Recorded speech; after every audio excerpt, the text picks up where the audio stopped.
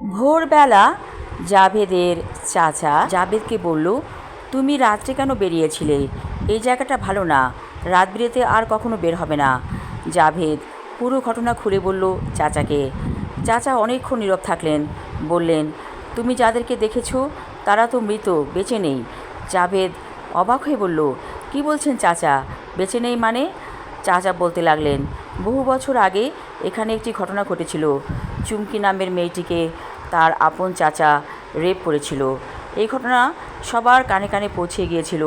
চুমকি যখন সবার সামনে এই কথা বলে দিয়েছিল, সেদিন রাতের বেলা চুমকির চাচা আত্মহত্যা করেছিল, আর চুমকিও আত্মহত্যা করেছিল পানিতে পড়ে গিয়ে।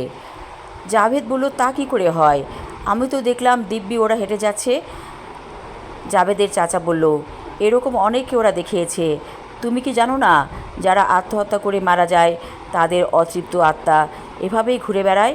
জাভেদ বলল, তাহলে তো একটা ব্যবস্থা করতে হয়।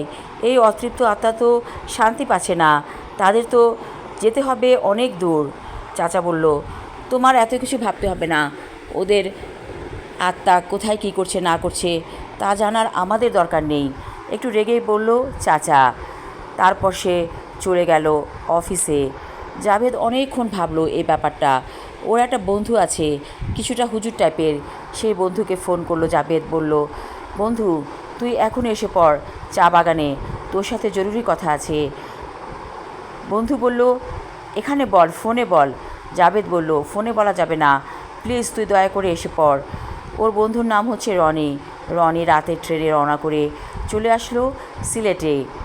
চাচা বন্ধুকে দেখে একটু খুশি হলো। বলল, ঠিক আছে, তোমরা দু বন্ধু মিলে একসাথে ঘোরাফেরা করবে। আমি তো একা মানুষ, বিয়ে তো করিনি, একা একাই জীবন কাটিয়ে দিলাম।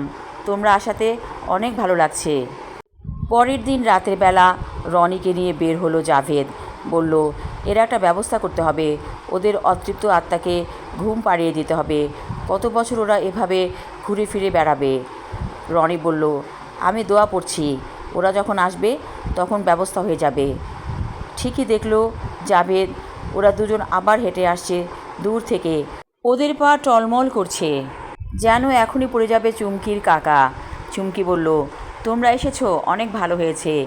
জাবেদের বন্ধু রনি বলল, আসুন আমাদের সাথে, আমরা ওই দিকটায় যেয়ে বসি।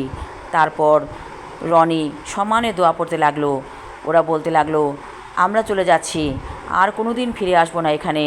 আমাদের অতৃপ্ত আত্মা আজ শান্তি পাচ্ছে।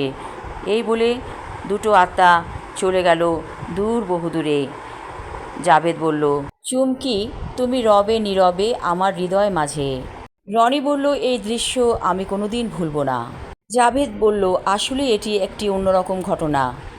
অনেক ভোরে ওরা চলে এলো বাংলোতে। আমি আমার লেখা ছোট গল্প তুমি রবে নীরবে পর্ব 2 এবং শেষ পর্ব পড়লাম। আশা রাখছি ভালো লাগবে সবার। ধন্যবাদ।